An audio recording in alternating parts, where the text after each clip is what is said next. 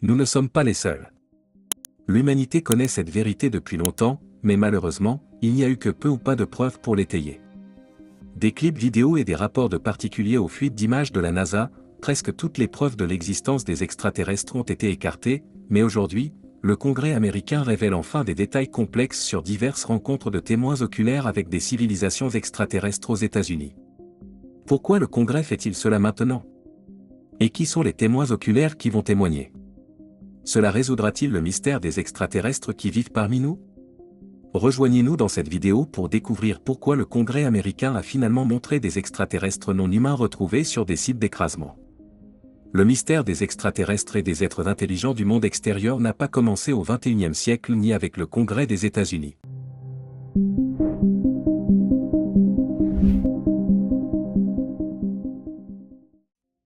Bienvenue sur Voyage Quantique. Depuis la nuit des temps, de nombreux parchemins, mythes et légendes suggèrent que l'humanité a eu des contacts avec des extraterrestres à maintes reprises. L'existence de plusieurs structures inexplicables, telles que les chenets de pierre et les pyramides, a également été une source de controverse, beaucoup se demandant si ces structures ont été construites par des êtres d'un autre monde. En dehors de ces structures, il existe des indices et des preuves plus directes d'observation d'extraterrestres, comme la peinture du XVe siècle appelée la Madone avec Saint Giovannino. Cette peinture a été surnommée la peinture ovni, car derrière le portrait de la Vierge Marie se trouve ce qui semble être un ovni planant au-dessus de l'air, tandis qu'un homme et son chien le regardent d'en bas. Le fait que cette peinture date du XVe siècle nous amène à nous demander si des extraterrestres vivent parmi nous. Ce n'est pas la seule preuve ancienne de l'activité des extraterrestres, bien que plusieurs autres peintures et parchemins en Inde transmettent un message similaire à celui représenté dans cette peinture. De plus, les archéologues ont toujours trouvé des huppars. Au cours des derniers siècles, les huppars sont des objets préhistoriques trouvés dans le monde entier qui ne correspondent pas à l'âge ou à l'époque auquel ils ont été trouvés. Imaginez, par exemple, que vous trouviez un fusil AK-47 mais qu'il soit enterré à 200 pieds sous terre et qu'il soit vieux de 500 ans. Certes, cela ne devrait pas être possible puisque les fusils AK-47 n'ont été inventés qu'en 1947, mais les scientifiques ont vu de nombreux artefacts hors du temps comme ceux-ci apparaître un peu partout. En 1991, par exemple, de minuscules artefacts en forme de serpentin ont été découverts au bord d'une rivière en Russie, à une profondeur d'environ 15 m. Ces artefacts semblaient très complexes et sophistiqués.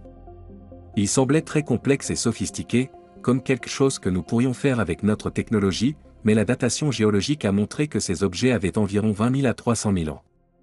Pour rendre les choses encore plus suspectes, les objets ont été fabriqués avec un matériau qui ressemble beaucoup aux composants typiques des nanotechnologies. Tous les objets ont été fabriqués. La seule explication logique est qu'ils ont été fabriqués par une civilisation avancée qui n'est peut-être pas de ce monde. Mais les rapports sur les extraterrestres ne sont pas seulement consignés dans des parchemins et des artefacts. De nos jours, de nombreuses observations d'OVNI ont été faites, en particulier en Amérique. Récemment, à Las Vegas, des officiers de police ont dû faire face à un appel d'urgence au 911, car des habitants auraient aperçu des extraterrestres verts dans leur quartier. L'un des policiers a même admis avoir vu au loin quelque chose qui ressemblait à une étoile filante. Quelques habitants ont affirmé avoir vu des créatures vertes bizarres d'environ 2 à 3 mètres de haut. Depuis des décennies, les Américains rencontrent des phénomènes aériens non identifiés, du Nouveau-Mexique à la Floride.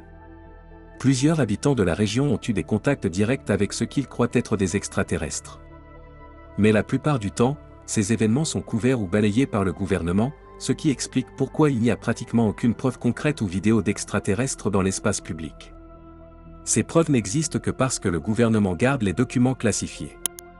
Le Congrès partage cet avis. Un sondage a révélé qu'environ 68% des Américains pensaient que le gouvernement leur cachait des informations sur les UAP. Un autre sondage a révélé que les Américains étaient généralement mécontents de la manière dont le gouvernement traitait les rapports d'observation d'OVNI. Même lorsque les rapports de témoins oculaires d'OVNI proviennent de sources crédibles telles que des médecins, des scientifiques et des fonctionnaires, le gouvernement continue de les passer sous silence pendant son discours.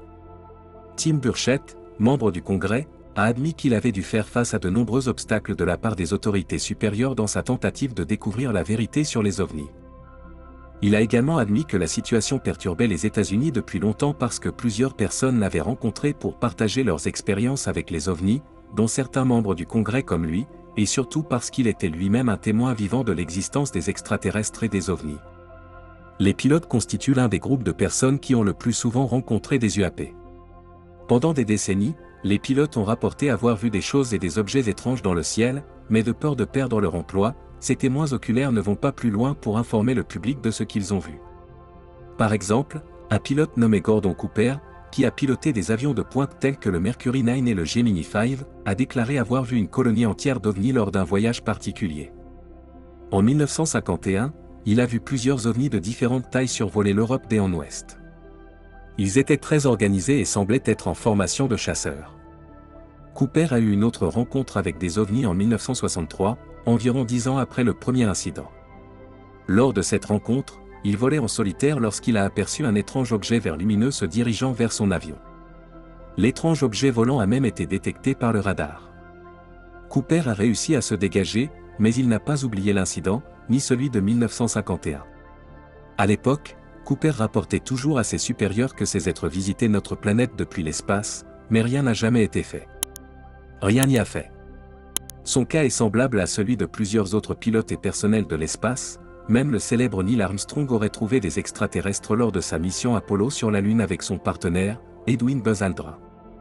La rumeur veut qu'au cours de cette mission, Armstrong ait envoyé un message secret à la NASA, disant « Vous ne le croiriez pas, il y a d'autres vaisseaux spatiaux alignés de l'autre côté du bord du cratère. » Armstrong n'a jamais admis ces affirmations, ni ne les a niées.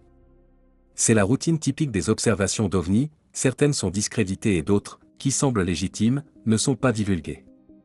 C'est la raison pour laquelle le Congrès américain a décidé en 2023 d'organiser une audition publique à but non lucratif sur la question des UAP. Il a également l'intention de donner aux pilotes une plateforme pour s'exprimer et raconter au monde les choses inexplicables qu'ils ont vues au cours de leur carrière. Le Congrès a pris cette initiative pour aider les pilotes, les fonctionnaires et les citoyens concernés, et ce n'est pas le gouvernement américain qui l'a facilité. En fait, l'ancien directeur du renseignement national, John Radcliffe, a admis un jour, lors d'une interview accordée à CNN, que le gouvernement américain en savait plus sur les extraterrestres et les ovnis qu'il n'en laissait entendre au public, et il a déclaré, je cite, qu'il y a beaucoup plus d'observations qui n'ont pas été rendues publiques, et que les gens ont donc été laissés dans l'ignorance pendant beaucoup trop longtemps. C'est à cette question que le Congrès a voulu s'attaquer, en mettant en lumière tous les faits cachés sur les extraterrestres jusqu'à présent, et en faisant appel à des témoins oculaires pour étayer ces affirmations. Avant que les témoins ne soient autorisés à s'exprimer lors de l'audition, il leur a été demandé de prêter serment, ce qu'ils ont fait solennellement. Le premier témoin appelé par le Congrès a été le lieutenant Ryan Grave, ancien pilote de F-18 de l'US Navy et actuel directeur exécutif d'American Forces Aerospace. Après avoir prononcé les salutations d'usage, M. Grave a admis à l'audience qu'il ne parlait pas seulement en son nom propre, mais au nom de plus de 30 membres du personnel de l'aviation commerciale et vétérans de l'armée qui lui ont fait part de leurs rencontres uniques. Il a ajouté que ces observations ne sont même plus rares, car les équipages militaires et même les pilotes commerciaux les rencontrent fréquemment, ce qui l'inquiète, car ces hommes risquent généralement leur vie chaque fois qu'ils rencontrent ces UAP, et la façon dont le gouvernement discrédite ces rapports de témoins oculaires est préoccupante. Il a même déclaré que le gouvernement a recours à une classification excessive des informations qui aurait été cruciale pour éclairer le public sur les extraterrestres et les phénomènes aériens étranges et inexplicables. Compte tenu de sa propre expérience, Grave a expliqué que ce qu'il a rencontré était un PAN avancé. Cela s'est passé en 2014, alors que Grave était encore pilote de F-18 Foxtrot dans la marine. Il était stationné à Virginia Beach, et après que son équipe ait terminé les améliorations sur le G, il a commencé à détecter des objets étranges sur le radar. Le signal était si controversé qu'il pensait qu'il s'agissait d'une erreur, mais ce n'était pas le cas. Il s'agissait en fait d'un UAP. L'objet volant ressemblait à un cube gris foncé à l'intérieur d'une sphère transparente. Il mesurait entre 5 et 15 pieds de diamètre et s'est approché très près de l'avion, à environ 50 pieds. Grave rapporte que son commandant a rapidement appelé l'escadron. Il a demandé à l'escadron de retourner à la base, mais c'est tout. L'incident n'a pas été mentionné et personne n'était autorisé à signaler de telles observations. Selon Grave, ces observations sont devenues plus fréquentes, et les supérieurs ont souvent informé les pilotes des risques de rencontrer des UAP pendant les vols. Ce sont ces événements qui ont incité Grave à créer l'organisation American Forces Aerospace, qui permet aux témoins du API de partager leurs observations en toute sécurité. La plupart des rencontres rapportées proviennent de pilotes vétérans, et la plupart d'entre eux voient ces ovnis en orbite terrestre basse ou à des altitudes élevées de 40 000 pieds. Le deuxième témoin était David Grush, un ancien officier supérieur du renseignement de la National Geospatial Intelligence Agency, Agence nationale de renseignement géospatial. Il a admis avoir reçu plusieurs rapports de plusieurs membres de la communauté fédérale du renseignement selon lesquels le gouvernement opérait dans le secret en ce qui concerne les UAP.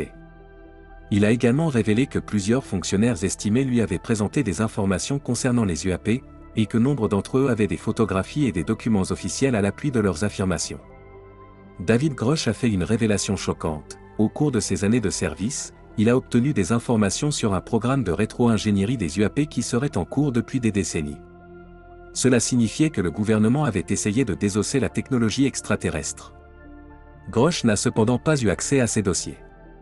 Il a ajouté que ces dénonciations lui ont valu de nombreuses représailles de la part de ses collègues et de hauts fonctionnaires, mais il espère que ces actions contribueront à une meilleure transparence. Le troisième témoin est David Fravor, commandant de la marine à la retraite. Fravor a été confronté à un UAP qu'il appelle Tic Tac. Cette rencontre a eu lieu en 2004, alors qu'il était commandant de l'escadron 41 de chasseurs d'élite de la marine. Un jour, alors qu'il se préparait à un entraînement aérien, lui et son ailier ont été soudainement rappelés et informés que l'entraînement allait être suspendu. Au lieu de cela, ils se sont vus confier une mission consistant à enquêter sur un objet situé à un certain endroit en plein vol. Selon Fravor, le contrôleur ne les a jamais informés de la nature de l'objet. En fait, le contrôleur ne savait pas non plus ce que c'était, et ils se sont donc dirigés à l'aveuglette. Cependant, on leur a dit que l'objet étrange était observé depuis plus de 2 semaines sur les radars. Il avait l'habitude de descendre à une altitude de 20 000 pieds pour rester en l'air avant de remonter directement à des altitudes supérieures à 80 000 pieds. Pour votre information, à 80 000 pieds d'altitude, vous entrez dans l'espace. Cet objet descendait donc de l'espace vers l'atmosphère et se retirait mystérieusement dans l'espace. Fravor et son équipe sont arrivés sur place et, en regardant autour d'eux, ils ont vu de l'eau blanche sur le côté droit de l'avion. Normalement, un pilote pourrait voir un tel mirage si le temps était pluvieux ou nuageux, mais ce jour-là était clair et lumineux. Il ne s'agissait donc pas d'un phénomène météorologique. Lorsque Fravor et ses coéquipiers ont regardé vers le bas, ils ont vu un petit objet tic-tac blanc qui se déplaçait au-dessus de l'eau comme une balle de ping-pong. Cela semblait étrange car il n'y avait pas de rotor ou de surface de contrôle pour faire bouger la balle comme elle le faisait. Fravor décide d'aller voir le tic-tac de plus près. L'objet était suspendu à environ 12 000 pieds dans les airs, un peu en dessous d'eux. Mais alors qu'ils s'approchaient, l'objet s'est retourné et a fait face à eux, comme s'il les avait vus arriver. Ils se sont rapprochés et, alors qu'ils se trouvaient à moins d'1 kilomètre, l'objet a soudainement accéléré devant eux et a disparu. Étonnamment, l'objet d'eau vive a également disparu au même moment, et l'un des ailiers de Fravor, situé à 8000 pieds au-dessus d'eux, a également perdu le contact avec les objets mystérieux. Mais alors que Fravor et son équipe s'apprêtaient à repartir, le contrôleur les a informés que l'objet avait été repéré à une distance de 60 miles de leur position. Cela s'est passé à peine 1 minute après sa mystérieuse disparition. Il ne reste donc que 2 possibilités, soit l'objet était très rapide, soit il a disparu. Malheureusement, personne ne le sait encore aujourd'hui. Selon Fravor, l'incident n'a jamais fait l'objet d'une enquête, et même ses colocataires n'ont jamais posé de questions à ce sujet. Il a fallu attendre 5 ans, c'est-à-dire 2009, pour que l'événement soit examiné. Mais même à ce moment-là, les fonctionnaires ont continué à faire pression pour que les documents restent classifiés. Après avoir présenté leur discours au Congrès, les 3 hommes ont été interrogés. D'après toutes les indications, il est clair qu'ils ont été très prudents dans leurs réponses, afin de ne pas provoquer une agence ou même le gouvernement, mais ils ont admis que le gouvernement et ses agences associées en savent beaucoup plus que ce qu'ils ont laissé entendre au public. Vous voudrez peut-être savoir que par « agence gouvernementale », on entend ici la CIA, le FBI et d'autres organisations de services secrets. Mais pas seulement, des agences gouvernementales ont été accusées. Accusées de cacher des détails sur les extraterrestres. Des agences spatiales comme la NASA ont également été accusées de la même chose. Il existe plusieurs fuites d'images de la NASA sur les extraterrestres, et l'organisation a eu plusieurs rencontres avec des extraterrestres au fil des ans, la plupart du temps avec des informations classifiées.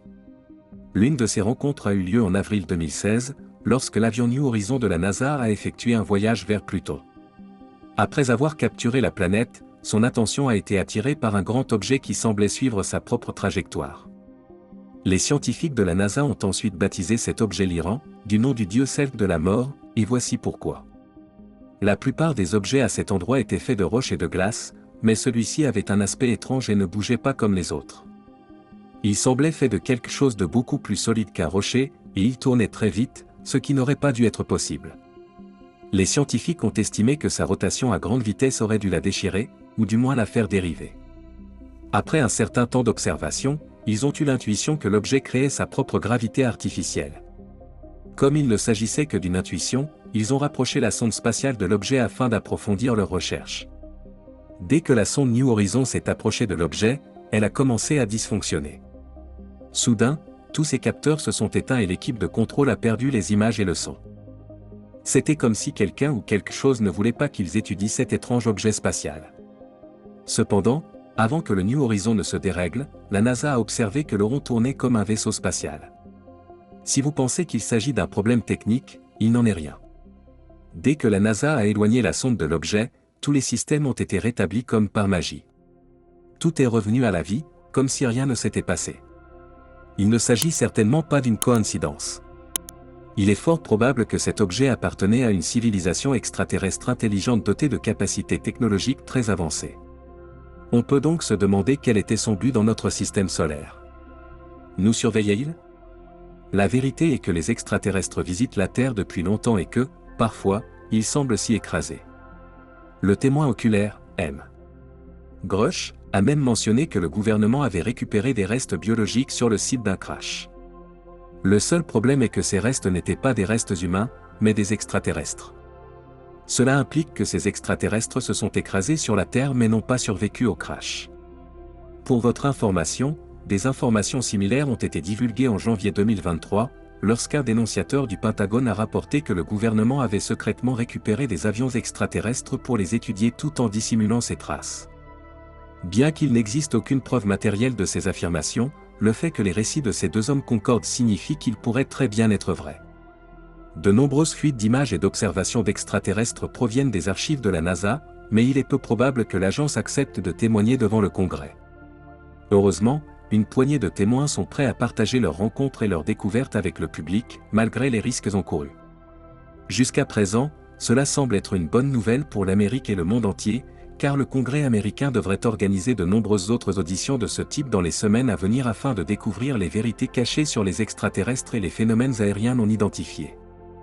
Malheureusement, il pourrait être difficile d'obtenir des témoins crédibles qui viendraient témoigner courageusement, comme l'ont fait ces hommes, en raison des risques associés au fait d'être un dénonciateur. L'un des témoins, à qui l'on a demandé s'il avait subi des conséquences ou des menaces, a répondu qu'il avait effectivement fait l'objet de telles menaces, et pas seulement lui, mais aussi toute sa famille, mais qu'il était toujours prêt à prendre le risque, parce qu'il pensait que les gens avaient droit à la transparence, et qu'il pourrait donc y avoir un problème si les témoins étaient trop effrayés pour témoigner, de peur d'être attaqués ou renvoyés de leur travail. La plupart des dénonciateurs qui ont partagé des informations cruciales sur les rencontres extraterrestres l'ont fait sous le couvert de l'anonymat, sans montrer leur visage ni révéler leur nom. Cependant, le gouvernement américain rejette ou discrédite toujours ce genre d'affaires en les qualifiant d'histoire ou de conspiration. C'est pourquoi le Congrès américain a décidé de prendre la question au sérieux et de faire appel à des membres crédibles de la société, à des personnes ayant de bons antécédents, dont les voix ne seront pas réduites au silence ou considérées comme acquises. On peut supposer que ce n'est que la première d'une longue série d'auditions, et que ces trois hommes ne sont que quelques-uns de la longue liste de personnes qui, en Amérique, ont vu des extraterrestres et des UAP. Si les choses continuent ainsi, nous parviendrons certainement à percer le mystère des UAP et des extraterrestres une fois pour toutes. Merci d'avoir regardé un nouvel épisode de Voyage Quantique, et n'oubliez pas de vous abonner et d'activer la cloche de notification pour ne pas manquer le prochain épisode.